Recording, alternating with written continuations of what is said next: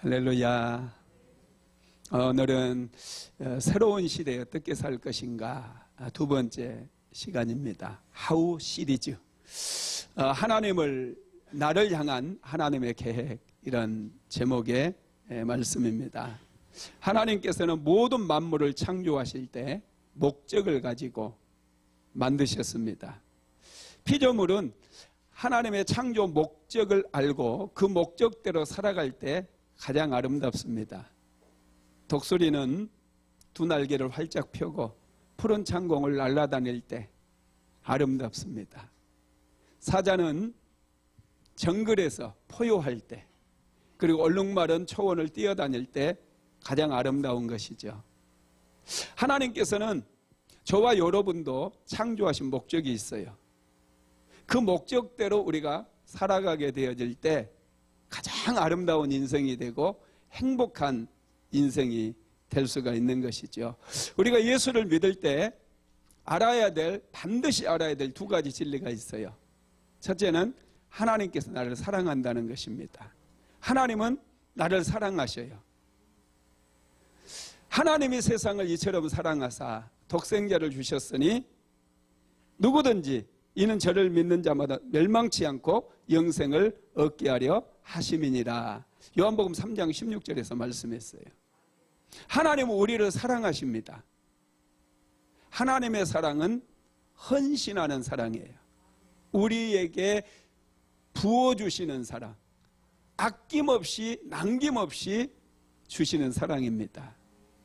두 번째 알아야 될 진리는 하나님께서 나를 향한 놀라운 계획을 가지고 계신다는 거예요. 하나님은 우리 한 사람 한 사람에 대한 놀라운 계획을 가지고 계십니다. 그 계획을 알고 그 계획대로 살아가게 될 때 우리는 행복합니다. 내 생각대로 내 인생을 세우기 위해서 살아가는 것이 아니라 하나님께서 나를 창조하신 목적대로 살아가게 될 때 진정한 기쁨이 우리 안에 넘치게 된다는 거죠. 우리는 우연히 태어난 존재가 아닙니다.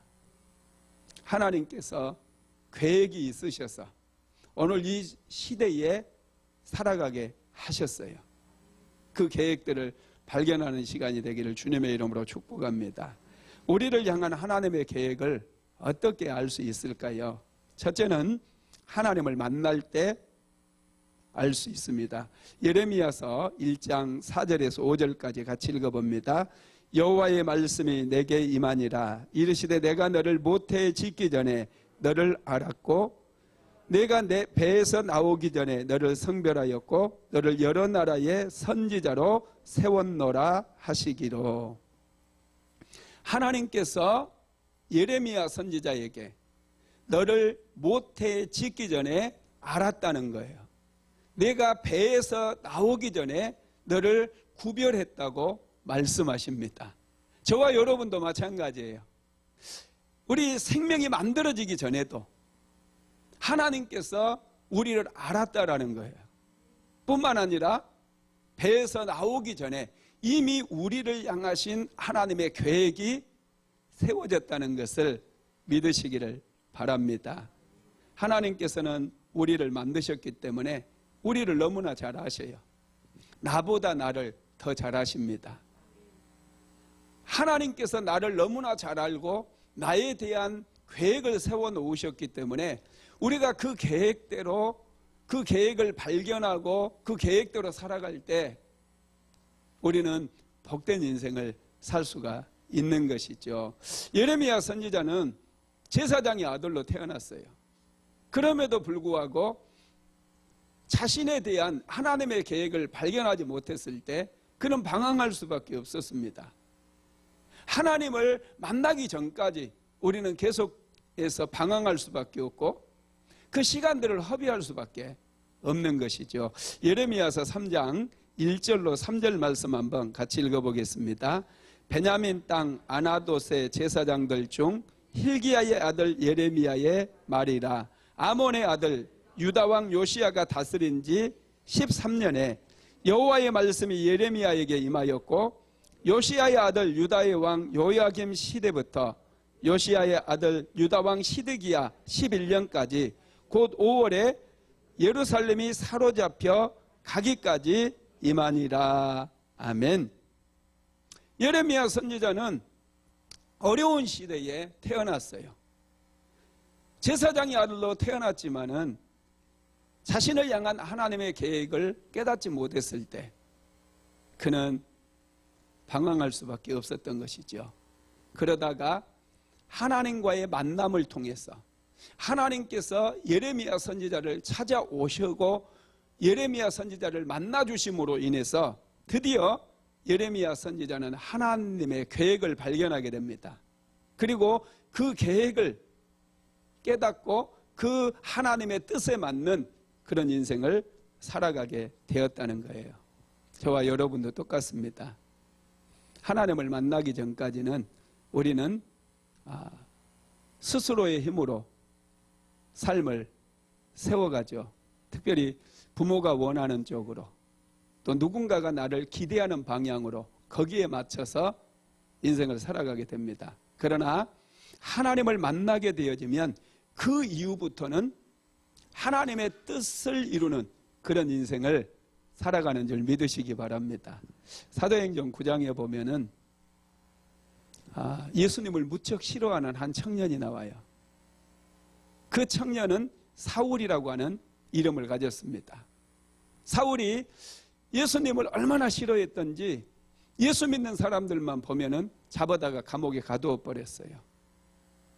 예루살렘에 거주하고 있는 모든 그리스도인들을 다 감옥에 가두고 나서 그래도 분이 풀리지 않았는지 예수 믿는 사람을 잡기 위해서 혈안이 되어 있었어요.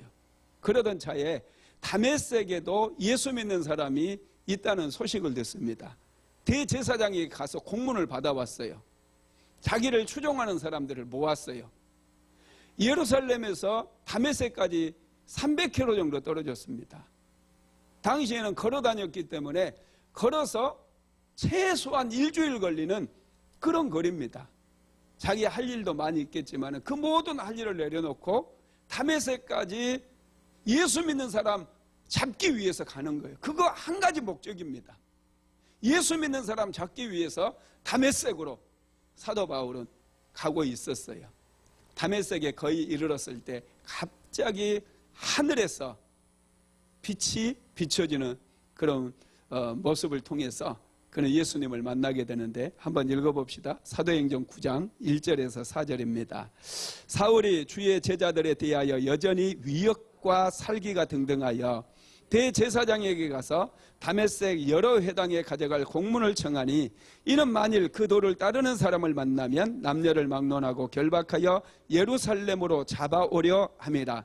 사울이 길을 가다가 다메섹에 가까이 이르러니 호련히 하늘로부터 빛이 그를 둘러 비추는지라. 땅에 엎드려져 들음에 소리가 있어 이르시되 사울아 사울아 내가 어찌하여 나를 박해하느냐 하시거늘. 사울이 다메섹에 가까이 왔을 때 하늘에서 강렬한 빛이 비추기 시작했어요. 그 빛을 보는 순간 사울은 엎드려집니다. 하늘에서 소리가 들려왔어요. 사울아 사울아 내가 어찌하여 나를 핍박하느냐. 주여 누구십니까? 나는 내가 박해하는 예수니라. 할렐루야. 사울은 이곳에서 예수님을 만났어요. 박해했던 사람, 예수님을 박해했던 그 청년이 예수님을 만남으로 인해서 그는 하나님께서 자기의 인생을 위한 계획을 세우셨다는 것을 깨닫게 되고 그는 변화됩니다. 예수 그리스도를 믿는 사람을 핍박했던 핍박자에서 이제는 복음 전도자가 돼요. 이방인을 위한 사도로 하나님께서 자신을 계획했다는 것을 깨닫고 그는 생명 바쳐서 복음을 전하는 사도가 되었다는 것이죠. 저와 여러분도 마찬가지예요. 우리가 열심히 인생을 사는 것 같지만 헛발질하는 경우들이 많습니다. 우리가 잘 살기 위해서는 하나님께서 어떤 계획을 세우셨는가 그걸 아는 게 중요해요. 2022년은 새로운 시대입니다. 제가 지난주에 말씀드렸죠. 대이동의 시대예요. 많은 것이 변하고 있습니다. 코로나로 인해서도 변화가 되었지만 지금까지 과학기술의 발전으로 인해서 시대가 너무나 많이 변화되고 있는 그런 시대예요. 이런 시대에 우리가 어떻게 살아야 되느냐, 진지한 고민이 필요해요. 그래서 하우스 시리즈 설교를 준비를 했습니다. 어떻게 살 것인가. 가장 중요한 것은 나를 향한 하나님의 계획을 발견하는 거예요. 나를 향한 하나님의 계획을 발견하기 위해서 정말 중요한 것은 하나님과의 만남이 필요하다는 것을 믿으시기를 바랍니다. 두 번째로는 하나님의 말씀을 들을 때 하나님의 계획을 발견할 수 있어요. 예레미야서 1장 4절 같이 읽어봅시다. 여호와의 말씀이 내게 임하니라. 하나님의 말씀이 임할 때에 하나님의 계획을 우리는 발견할 수 있어요. 예레미야 선지자에게 하나님의 말씀이 임했어요. 하나님의 말씀을 받았을 때 예레미야 선지자는 자신이 앞으로 어떻게 살아야 되는지를 발견하게 되었다는 것이죠. 저와 여러분도 하나님의 음성을 들을 수 있어야 돼요. 여러분, 그러면 예레미야 선지자가 언제 하나님의 음성을 들었느냐? 시련의 때예요. 고난의 시기. 예레미야 선지자가 태어나서 성장하고 그 과정 속에 어떤 일이 일어납니까? 남한국 유다가 멸망을 해버려요. 나라를 빼앗겨 버려요. 수많은 사람들이 포로로 끌려가 버려요. 그런 고난의 시대에 예레미야 선지자는 하나님의 음성을 듣게 됩니다.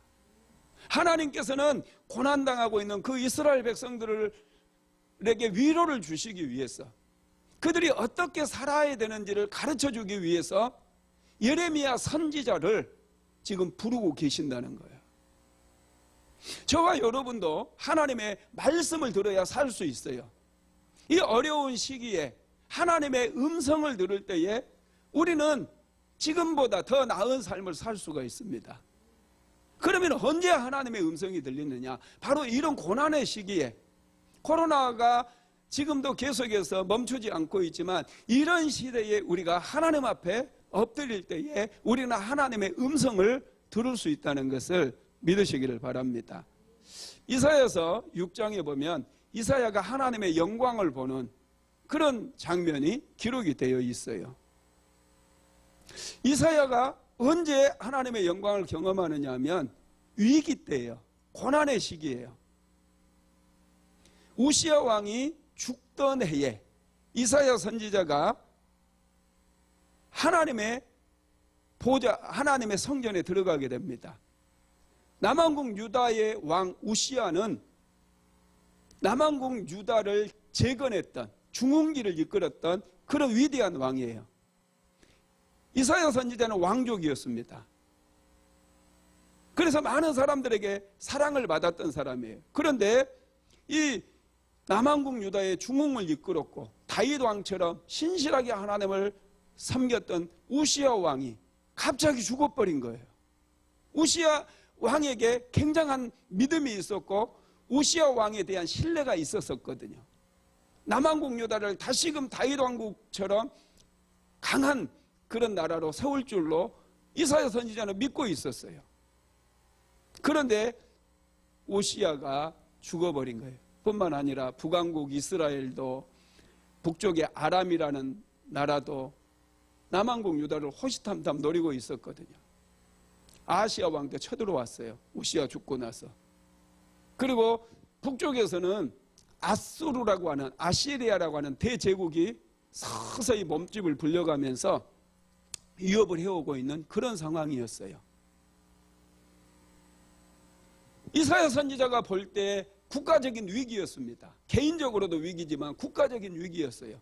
이때 이사야 선지자는 모든 일을 멈춥니다.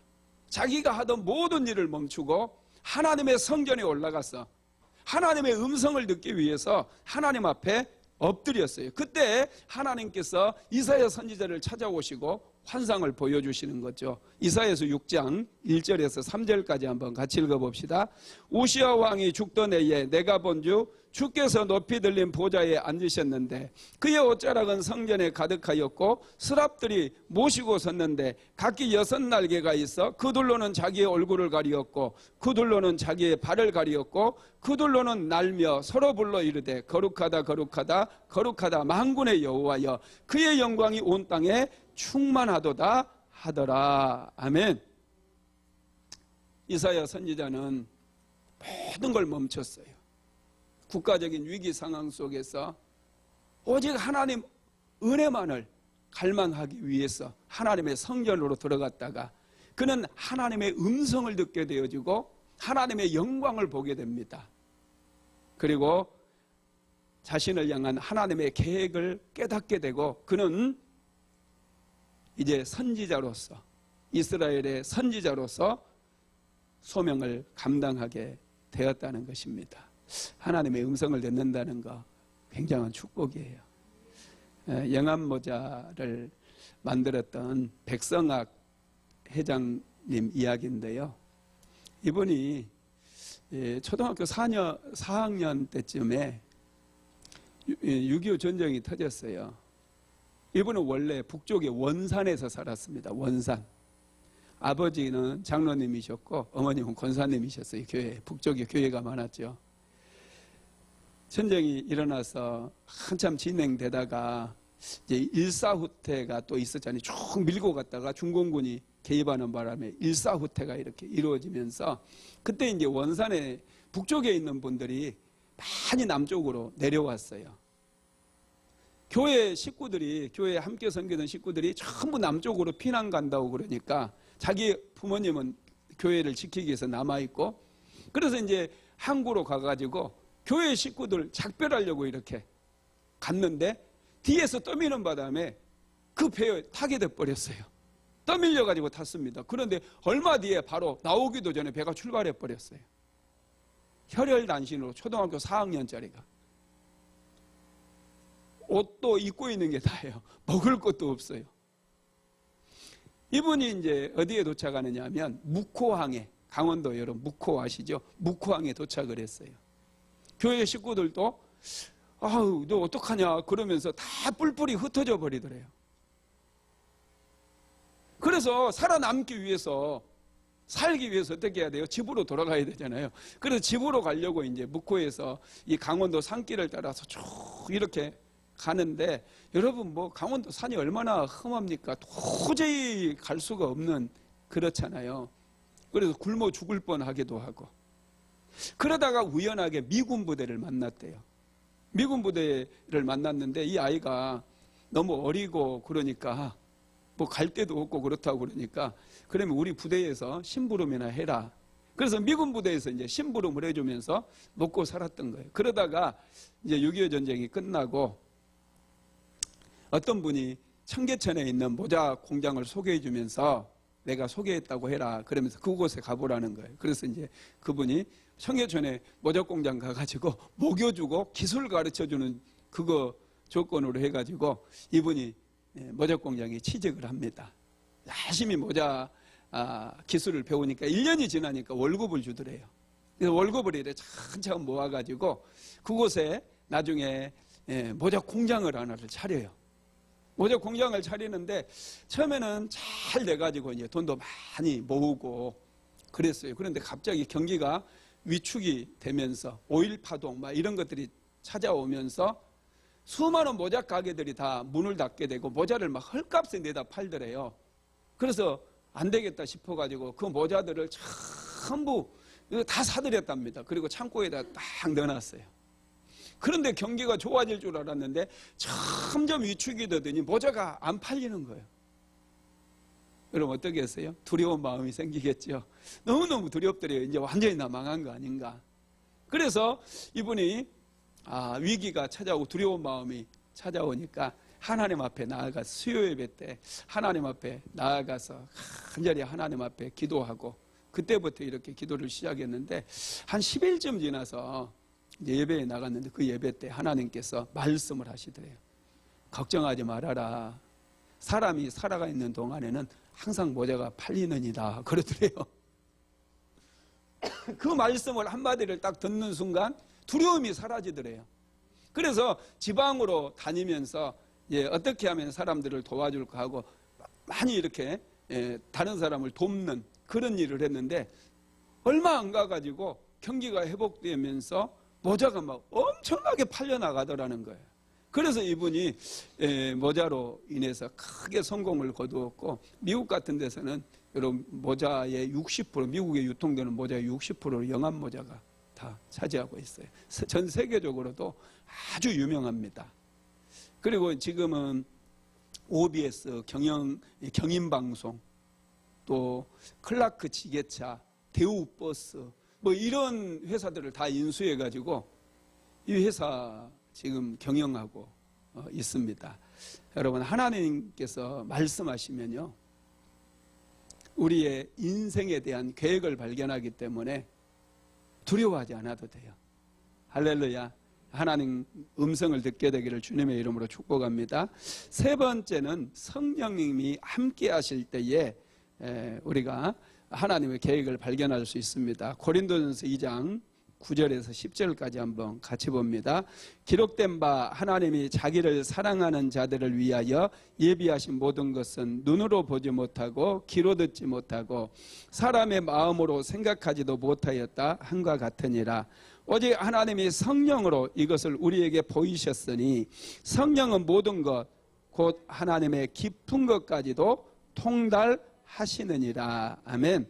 하나님께서 자기를 사랑하는 자들을 위하여 예비하신 모든 것을 눈으로 보지도 못하고 귀로도 듣지 못하고 사람의 마음으로도 생각지 못하는데 그런데 성령께서 이것을 우리에게 보이신다는 거예요. 성령께서 깨닫게 해주신다는 거예요.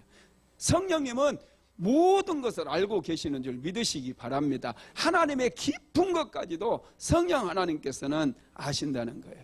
그래서 우리는 항상 성령님을 의지해야 돼요. 성령님 환영합니다. 인정합니다. 모셔드립니다. 항상 성령님을 가까이 하고 성령님을 부르시기를 주님의 이름으로 축복합니다. 하나님께서는 사랑하는 자기 백성들을 위해서 항상 좋은 것을 예비하셔요. 우리를 위해서 가장 좋은 것을 준비하시고 예비하신다라는 것이죠. 예레미야 선지자는 하나님께서 모태에 짓기 전부터 아셨다고 그랬어요. 배에서 나오기 전부터 하나님께서 이미 계획을 세워놓았다고 말씀을 하셨잖아요. 예레미야서 1장 5절 다시 한번 읽어봅시다. 내가 너를 모태에 짓기 전에 너를 알았고 내가 배에서 나오기 전에 너를 성별하였고 너를 여러 나라의 선지자로 세웠노라 하시기로. 하나님께서 이미 예레미야 선지자를 열국의 선지자로 세우셨다는 거예요. 세울 것이 아니라 이미 어머니의 뱃속에서 나오기 전부터 예레미야를 열국의 선지자로 하나님께서 세웠다라는 거예요. 그런데 예레미야는 그것을 받을 수가 없어요. 그 말씀을. 그래서 예레미야 선지자가 하나님께 어떻게 대답하는지 한번 볼까요? 예레미야서 1장 6절입니다. 내가 이르되 슬프도소이다. 주 여호와여 보소서 나는 아이라 말할 줄을 알지 못하나이다 하니. 예레미야는 자기 자신을 바라볼 때 너무 아이 같아요. 자신은 말도 잘 못하는 사람이에요. 그래서 하나님께서 내가 너를 여러 나라의 선지자로 세웠다고 말씀하셨을 때 하나님 저는 너무 어린아이와 같습니다. 말을 할 줄을 모릅니다. 이렇게 대답을 했어요. 그러니까 하나님께서 다시 말씀하시는데 예레미야서 1장 7절 한번 읽어봅시다. 여호와께서 내게 이르시되 너는 아이라 말하지 말고 내가 너를 누구에게 보내든지 너는 가며 내가 내게 무엇을 명령하든지 너는 말할지니라. 하나님께서 예레미야 선지자에게 너는 아이라고 말하지 말래요. 내가 너를 누구에게 보내든지 가서 내가 너에게 무엇을 명령하든지 그의 말을 전하라는 그 말을 전하라는 거예요. 저와 여러분도 하나님께서 우리를 아주 대단하게 만드셨거든요. 하나님의 자녀로 우리의 신분을 높여주셨어요. 그런데 우리 스스로를 너무나 작게 생각해가지고 나는 그걸 못합니다, 이럴 때가 참 많다는 거예요. 하나님께서 저와 여러분에게 어떤 일을 맡겨주시든지 우리는 아멘으로 받으셔야 될 줄로 믿습니다. 여러분, 그리고 능력은 하나님께 있기 때문에 하나님 그 일을 감당할 수 있는 능력을 달라고 기도해야 돼요.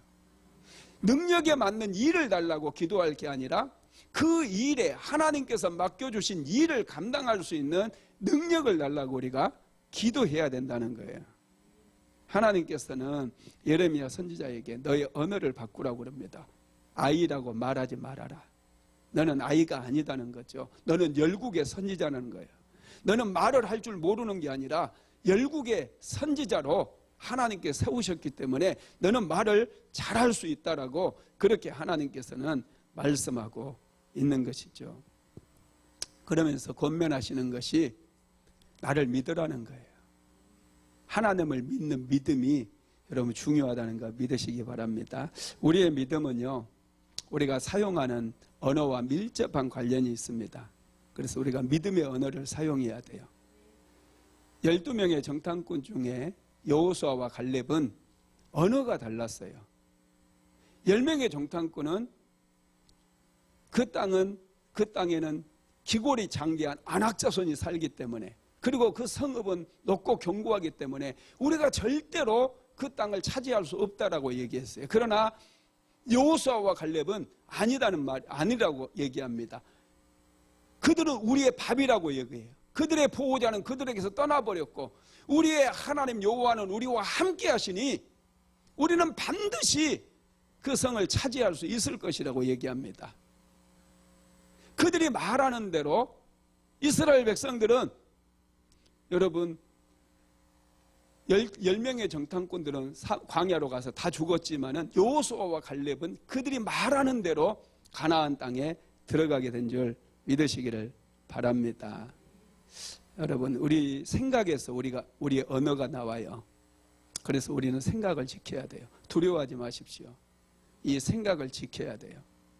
이스라엘 백성들이 지금 바벨론의 나라가 망하고 포로로 끌려갔는데 왜 그들이 바벨론에 망하게 되었는가? 왜 그들이 포로로 끌려가게 되었는가?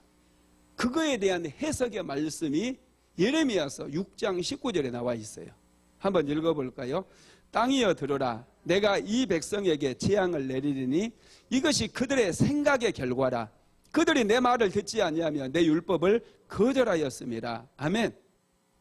이스라엘 백성들, 이 남한국 유다가 멸망을 당하고 바벨론의 포로로 끌려가게 된 것이 그들의 생각의 결과라는 거예요. 안 된다고 생각하지 마세요. 부정적인 생각은 다 버리시기를 바랍니다. 예수 안에서 우리가 예수 그리스도를 믿음으로 인해서 우리는 하나님의 자녀가 되었어요. 우리의 신분이 달라졌어요. 할 수 있거든요. 무슨 말이냐? 믿는 자들에게는 능치 못할 일이 없느니라. 이런 생각들을 여러분 갖게 되기를 주님의 이름으로 축복합니다. 생각은 누군가로부터 영향을 받는 거예요.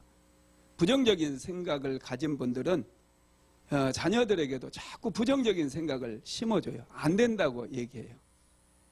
된다고 말하기를 바랍니다. 여러분, 신앙생활 할 때도 마찬가지로 우리가 하나님 앞에서 예배를 드려요. 하나님 앞에서 예배를 드릴 때 어떤 사람은 고개를 팍 숙이고 그냥 형편없이 예배를 드리는 분들이 있어요. 그러나 어떤 분들은 정말로 하나님께서 지금 나와 함께 하신다, 오늘 나를 찾아오신다, 오늘 나에게 말씀 주신다 생각하고 정말 열심을 다해서 하나님을 바라보면서 예배를 드리는 사람이 있어요. 이 생각 때문에 여러분 인생의 차이가 엄청나게 나버린다는 거 믿으시기를 바랍니다. 토마스 에디슨 하면 여러분 에디슨이 10,000가지 이상을 발명을 했다고 그래요. 그런데 이 에디슨의 선생님은 에디슨은 그 어떤 것도 배울 능력이 없다고 얘기를 했답니다. 베토벤의 선생님은 베토벤은 작곡가가 되기는 양 글러먹었다고 얘기했대요. 그리고 세계적인 성악가 카루소는 그의 선생님이 카루소는 목소리가 아주 틀려먹었다고 그렇게 얘기했다는 거예요. 안 된다는 거예요. 그런데 그들의 부모는 달랐습니다. 그들의 부모는 너는 할 수 있다. 너는 잘 된다. 너는 천재다. 이렇게 자꾸 시그널을 준 거예요. 그들의 이 아이들의 생각을 할 수 있다는 생각으로 바꿔주었어요. 그랬더니 여러분, 에디슨은 세계 최고의 발명가가 됐고 베토벤은 세계 최고의 작곡가가 되지 않았습니까? 카루소는 여러분 세계 최고의 성악가예요. 얼마나 대단한 분인지 모릅니다. 여러분, 저와 여러분도 이 부정적인 생각, 할 수 없다는 생각, 이런 생각들을 먼저 버려야 됩니다. 예레미야 선지자는 지금 선택의 기로에 놓여 있어요. 자기가 어린아이라고 하는 이 생각, 자기는 할 수 없다, 자기는 말을 못한다라고 하는 이 생각을 붙들고 계속해서 살 것인지, 아니면은 하나님께서 비춰주신 진짜 자기 모습을 붙잡을 것인지, 하나님의 말씀을 붙잡을 것인지, 그는 선택을 해야만 했던 것이죠. 그래서 하나님께서는 예레미야 선지자에게 반복적으로 말씀을 하시죠. 자, 예레미야서 1장 18절 한번 같이 읽어봅시다. 보라, 내가 오늘 너를 그 온 땅과 유다 왕들과 그 지도자들과 제사장들과 그 땅 백성 앞에 견고한 성읍 세기둥 노성벽이 되게 하였은즉. 아멘. 하나님께서는 반복해서 예레미야 선지자에게 내가 온 땅과 유다 왕과 그 지도자와 제사장들과 그 백성 앞에서 내가 설 것인데, 너는 그들 앞에서 견고한 성읍처럼 세기둥처럼 노성벽처럼 아주 단단한, 넘어지지 않는 그런 사람이 될 것이다. 그런 선지자가 될 것이다. 이렇게 말씀을 하고 있습니다. 하나님께서는 저와 여러분도 아이처럼 살지 말라고 그래요. 여러분, 아이처럼 살지 마시기 바랍니다. 우리는 하나님의 자녀들이에요. 우리는 예수를 믿는 순간 하나님의 혈통을 이어받게 된 사람들이에요. 그래서 자부심이 필요합니다. 여러분, 짐승들도요, 어떤 혈통을 받았느냐에 따라서 그 가치가 달라져요. 2006년도에 우리나라에서 외국산 말을 한 마리를 들여왔는데, 그 말이 매니피라고 하는 말이었어요. 가격이 40억이었습니다. 사람들이 굉장히 비판을 많이 했어요. 그때 당시 40억짜리 말을 들여왔다고. 그런데 여러분, 이 혈통이 있는 말이기 때문에 이 말이 나가는 곳마다, 경주에 나가는 곳마다 다 승리를 거두는 거죠. 더 놀라운 것은요, 그 말이 이제 교배를 해가지고 새끼를 또 퍼뜨렸어요. 그런데 그 말에 피를 타고 났던 그 말들이 선 히어로, 선 블레이즈, 우승 터치 이런 말들이었는데, 이 말들이 경기에 나가면 모조리 다 휩쓸어 버려요. 1, 2, 3등을 다 휩쓸어 버립니다. 그래서 역시 혈통이 중요하구나, 이런 얘기를 했어요. 그러면 여러분, 전 세계에서 가장 비싼 말이 어떤 말인 줄 아세요? 미국산인데요. 스톰캣이라고 하는 말이에요. 스톰캣. 이 말 한 마리가 10년 전에 500억에 팔렸어요. 얼마라고요? 500억. 엄청나죠? 그런데 여러분, 더 놀라운 것은 이 말이 교배를 해주면은 교배 싹스로 받는 게 5억이에요. 5억. 돈 벌기 쉽죠? 스톰캣 한 마리만 있으면 돈을 쓸어 담는 거예요. 100번만 교배시키면은 본전 나와요. 할렐루야. 여러분, 이 말의 혈통, 최고의 혈통을 가진 이 스톰캣은 그렇게 여러분 가치가 있어요. 저와 여러분도 예수 그리스도를 믿음으로 말미암아 우리의 혈통이 바뀌어 버렸어요.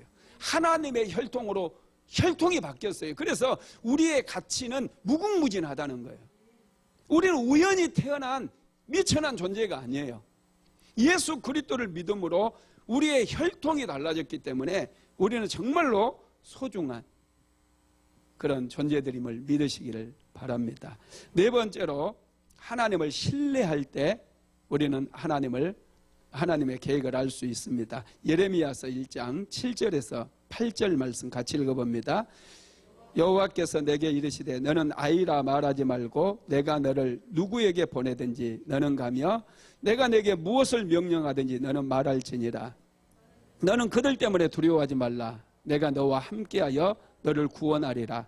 나 여호와의 말이니라 하시고, 예레미야 선지자에게 하나님께서 지금 뭐라고 말씀하시느냐면, 너는 두려워하지 말래요. 내가 너와 함께 해주겠다. 할렐루야. 하나님께서 함께 해주신다는 거예요.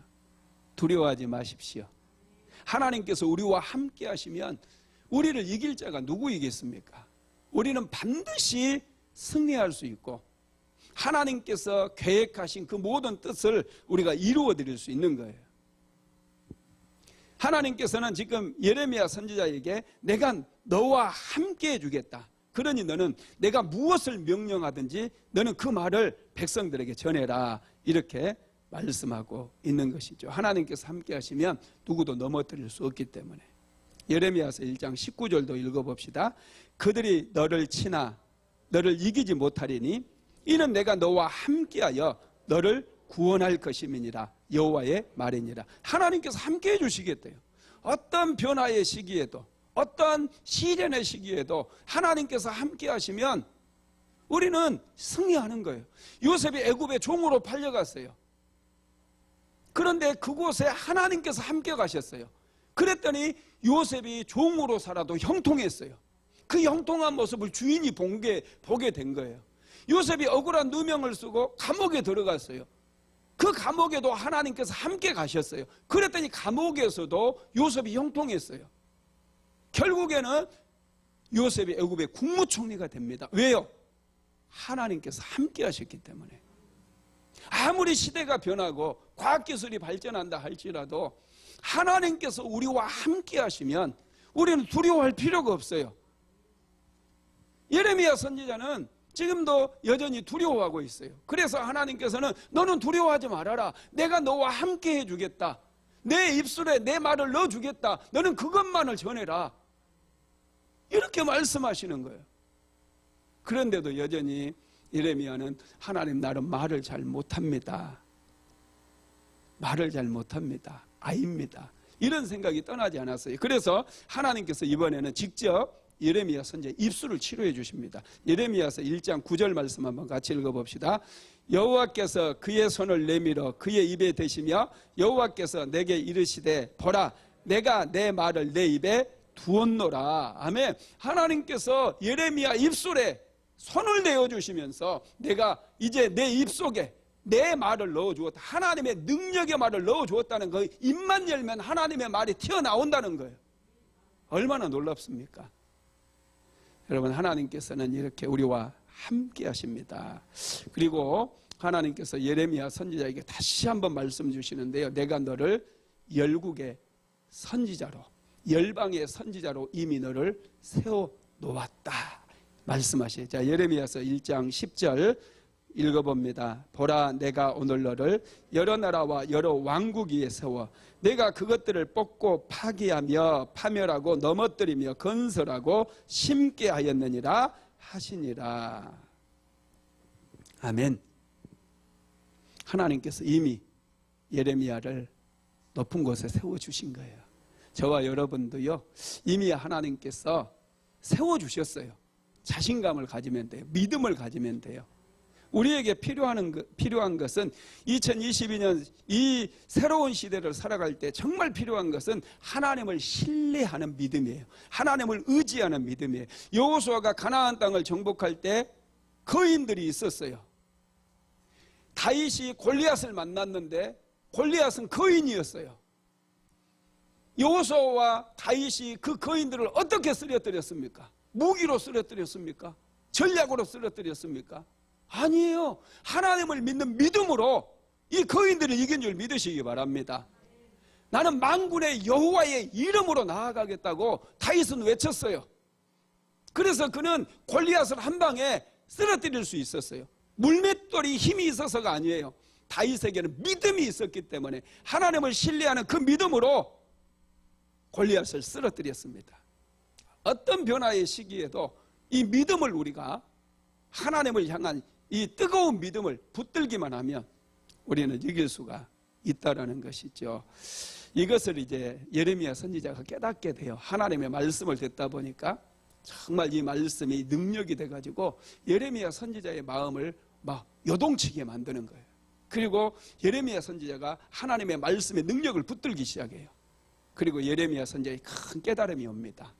그래서 예레미야 선지자가 이스라엘이 지금 망하게 되고 바벨론 포로로 끌려갈 수밖에 없었던 그 원인들을 이제 깨닫게 되고 그 말씀을, 그 원인들을 이스라엘 백성들에게 얘기를 합니다. 그들에게 임한 재앙이 어디에서 시작됐는지를 얘기합니다. 예레미야서 2장 13절 한번 같이 읽어볼까요?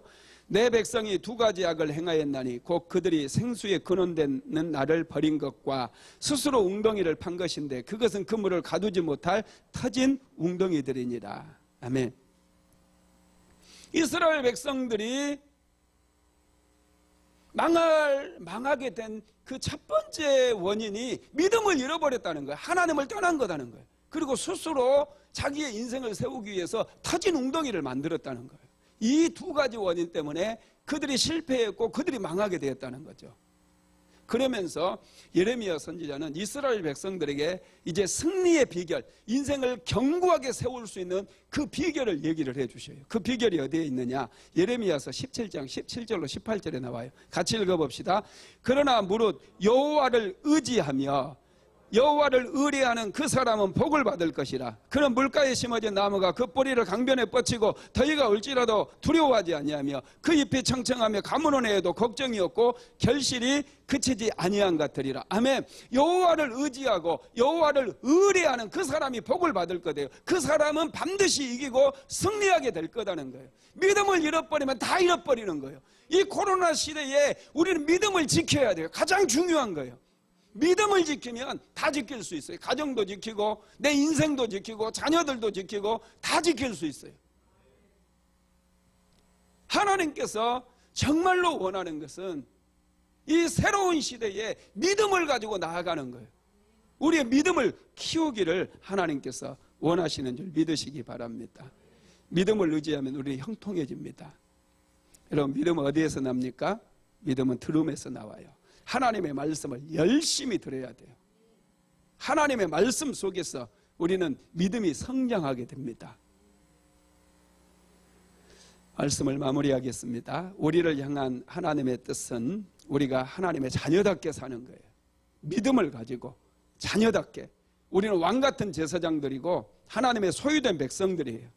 하나님께서 우리와 함께 하시기 때문에 우리는 절대로 연약하지 않습니다. 이 코로나에 쉽게 넘어질 수가 없어요. 우리는 반드시 승리하고 또 승리할 줄로 믿습니다. 하나님께서는 이 새로운 시대를 열어주시면서 하나님께서 우리에게 말씀하시는 게 있어요. 그것은 나를 믿는 믿음을 가지고 내게 구하라는 거예요. 시편 2편 8절로 9절 말씀 한번 같이 읽어봅니다.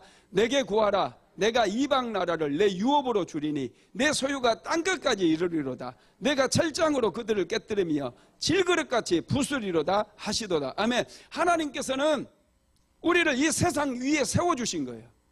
이 세상 위에서 찌꺼기같이 그렇게 살아가는 것이 아니라 이 세상을 축복하면서 이 세상을 변화시키면서 살아가기를 원한다는 거예요. 그런 삶을 어떻게 우리가 살 수 있느냐? 바로 하나님께서 내게 구하라는 거예요.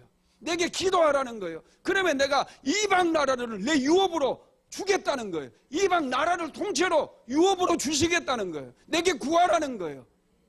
이 2022년 새로운 시대, 대이동의 시대에 하나님께 구하시기를 주님의 이름으로 축복합니다. 우리는 하나님의 혈통을 타고난 사람들이에요. 하나님의 혈통을 물려받았어요. 자신감이 있어야 돼요.